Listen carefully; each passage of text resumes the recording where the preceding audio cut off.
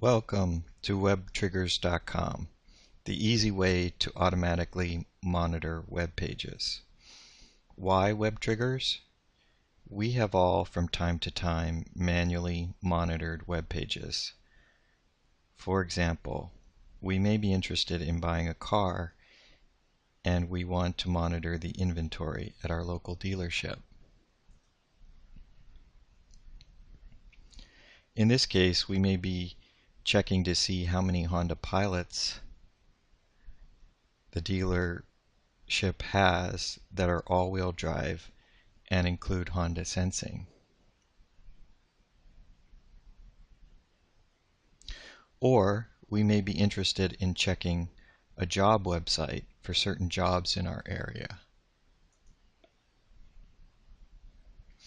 In this case, we may be checking to see how many patent attorney jobs there are in the Washington, D.C. area. Or, most commonly, we may monitor the price of a particular product on a retail website like Amazon.com.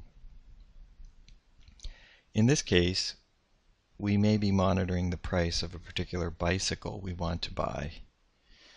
So we would continually go to this website and check the price. However, if we're at work or traveling or just busy, we may not have time to constantly monitor certain web pages. As a result, it would be nice to be notified automatically when something on the web page changes. Already, certain websites allow us to sign up for notifications of changes on their web pages, but these notifications are specific to those websites. Also, Google provides alerts to notify us when a specific phrase shows up in their search, but they do not allow us to target specific web pages for specific information. WebTriggers is the first web service to allow us to monitor the web page of a website and to monitor specific information on that web page. An alpha version of WebTriggers is up, running, and ready for you to try.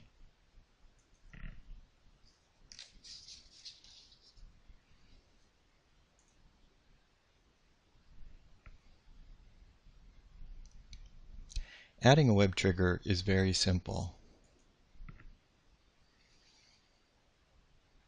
For example, in order to add a web trigger for the Amazon bicycle page, we simply copy the URL of the page.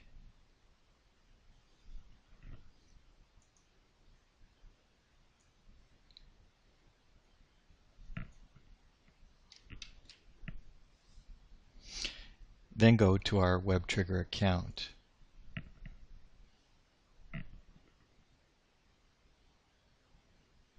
We are already logged in here.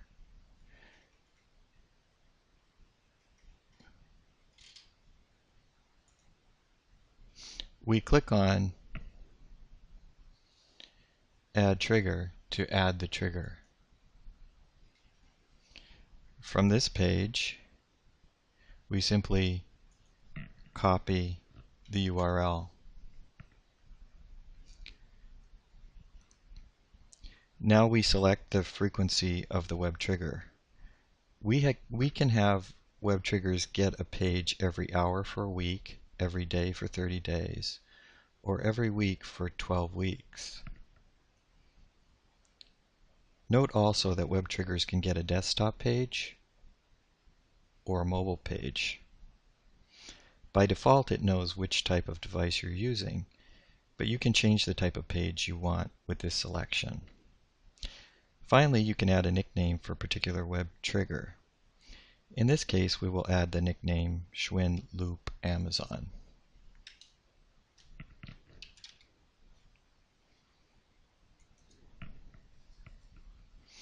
Then we click on Add Trigger. Note that it can take some time for web triggers to get the page.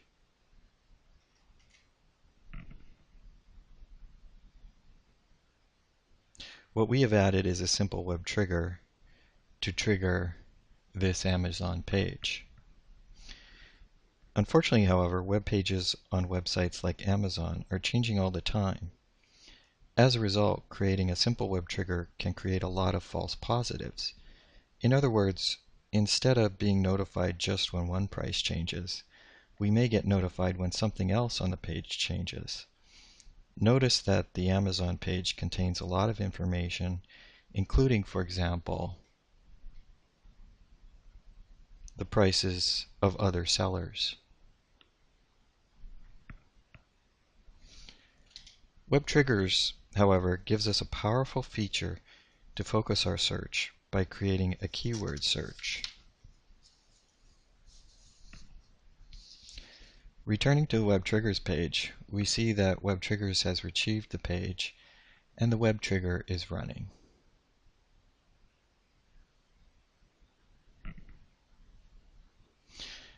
We can now click on View Edit to see the page that was retrieved and to create a keyword search.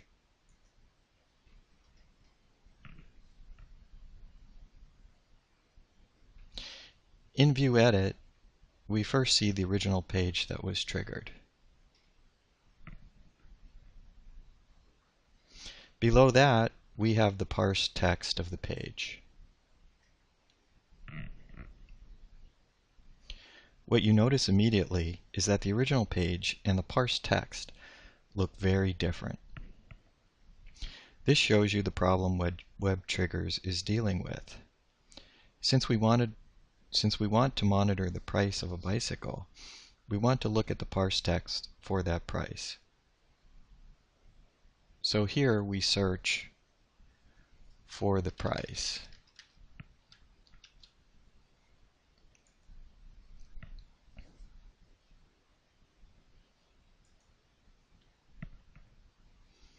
We then go back to the parsed text and see how many lines this keyword appears on. We see that WebTriggers has found this text on 10 lines, 10 different lines. So we might want to narrow our keyword search. To do this, we compare the text found with the web page above. We select the first line.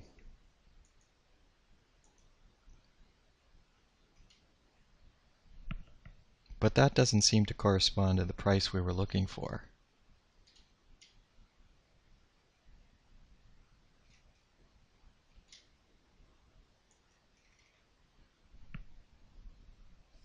We then select the second line.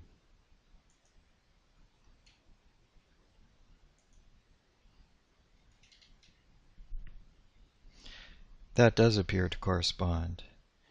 So now we expand our keyword to include the word price.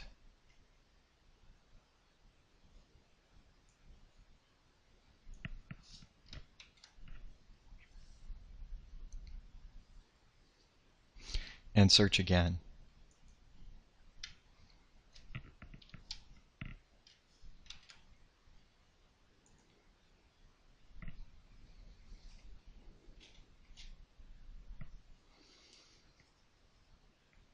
As you can see, we've now narrowed the text we want to search to just 2 lines, and they both correspond to the web page above.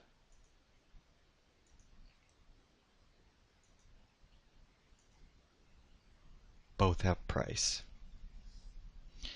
Now that we have our expanded keyword, we edit our web trigger to become a keyword web trigger by entering the expanded keyword below and clicking on Edit Trigger.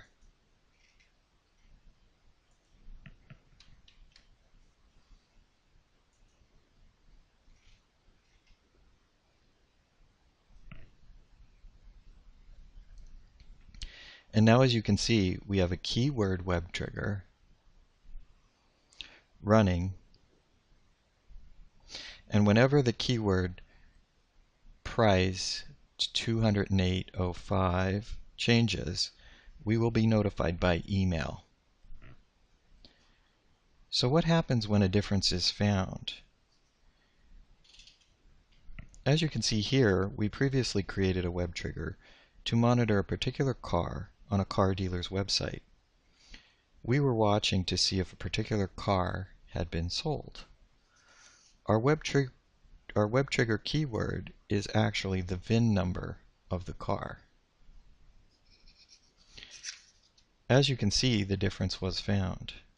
So let's see if our car has been sold. Once the difference has been found, we have a new button shown, which is the View Difference button. We click on this button to see the difference that was found. As you can see, our trigger was started on December 20th as an hourly web trigger and found a difference on December 27th. Below is the original page that was triggered. Using the browser's find function, we can see where the VIN number was on the page we triggered.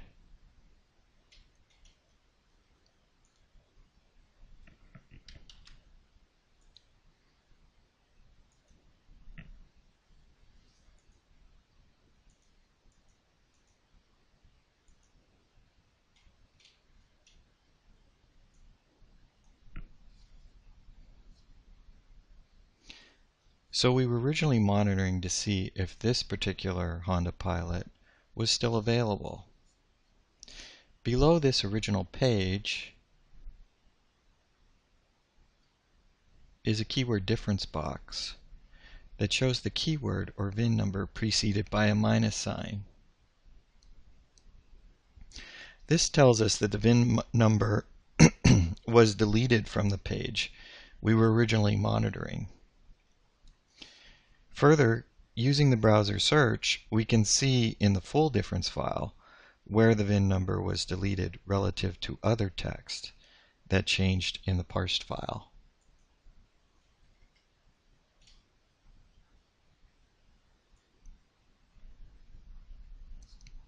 Below that, we see the new page no longer contains the car we were monitoring.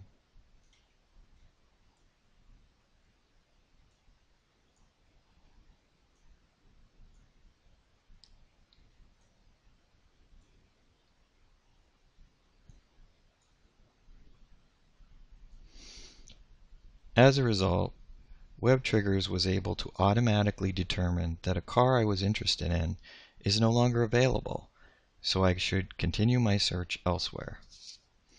From this example, you can see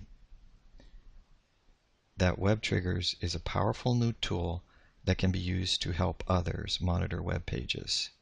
The keyword search is especially powerful. So why are we looking to raise money on Kickstarter? Although the alpha version of WebTriggers is available to monitor pages on a lot of different websites, we need to enhance our algorithms to be able to monitor many more websites. In particular, most travel websites tend to use JavaScript in order to do their search. As a result, we need to add a JavaScript parser to WebTriggers to enable access to these websites. All funds obtained through Kickstarter will be used to enhance our parser and user interface in order to be able to monitor additional websites. Your help in getting this web server started is greatly appreciated, and any comments or suggestions you may have are warmly welcomed. Thanks for your help, and thanks for watching.